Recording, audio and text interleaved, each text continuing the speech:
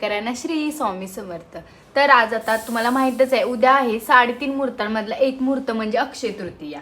अक्षय तृतीया म्हणजे काय असतं तर हा एक दिवस आहे, पितरांसाठी पण असतो आणि शुभ मानला पण जातो. म्हणजे कधी न संपणारा असा असतो, म्हणजे कधी न संपणारा, पुन्हा दोष नष्ट होणारा, किंवा तुम्ही नवीन एखाद्या गोष्टीची सुरुवात करत असला तर ती गोष्ट करा, ती संपणार नाही. किंवा उद्या कोणती तुम्ही सेवा करायची असली, सपोज आता तुम्हाला की कोणती सेवा करायची, म्हणजे तुम्हाला जर उद्या 3 अध्याय 11 माळी जप करायचा असला, कोणी करत नसेल आणि आजपासून स्टार्ट करायचं असेल, उद्यापासून म्हणजे अक्षय तृतीयापासून, तर तुम्ही करू शकता. त्या दिवशी केलेली सेवा ही तुमची अनन्य म्हणजे खूप म्हणजे वर्षभर राहते, किंवा तुमची कंटिन्यू होत असते सेवा, असं असतं. त्यामुळे ती अक्षय तृतीयाला ही सेवा करायची आहे.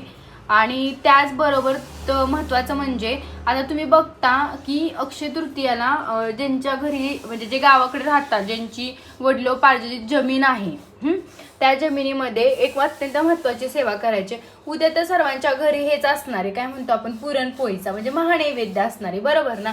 तर या महानैवेद्याला काय करायचे तर उद्या आपण रानात जायचं आहे आणि रानात जाऊन एक खड्डा खादायचा आहे, 1x1चा खणला तरी चालेल. त्याच्यानंतर पत्रावळी ठेवायची, त्यात आपण जसं जेवतो तसंच सेम आहे ना, तुम्ही नैवेद्य ठेवायचा, ओटी भरायची.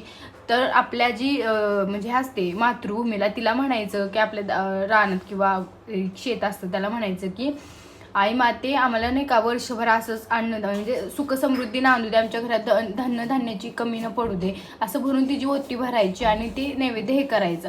त्याचबरोबर तुम्ही 12 वाजता आपल्या टेरेसवर असेल किंवा घराच्या पत्र्यावर असेल किंवा गॅलरीत असेल, कुठेही तुम्ही 12 वाजता एक नाही का हे ठेवायचं, घास ठेवायचा कावळ्याला. तर ते पण एक महत्त्वाचं असं. आणि अति महत्त्वाची गोष्ट म्हणजे घरातल्या सर्वांनी उद्या काय करायचं, दक्षिण दिशेला तोंड करायचं आणि पितृदुक्ष तुष्टिकार स्तोत्र आहे ते म्हणायचं सर्वांनी. त्या दिवशी पितरांना पण खुश करायचं असतं, त्यामुळे त्या दिवशी ते म्हणायचं. ते म्हणल्यानंतर हातपाय तोंड वगैरे सगळं स्वच्छ धुवायचं. तर ही उद्या सेवा करायची आहे, अत्यंत महत्त्वाची अशी सेवा आहे. आणि तुम्हाला माहिती आहे का, ह्या दिवशी दान केलेलं पण खूप चांगलं असतं. आणि काही जण नवीन गोष्ट करतात, म्हणजे नाही का, सोनं चांदी वगैरे ते करतात.